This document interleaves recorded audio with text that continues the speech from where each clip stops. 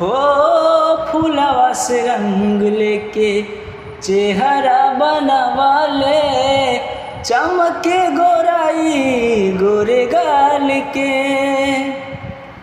कारी रे बदरिया से केसिया संवरा ले, लागता फुर्सत निकाल के।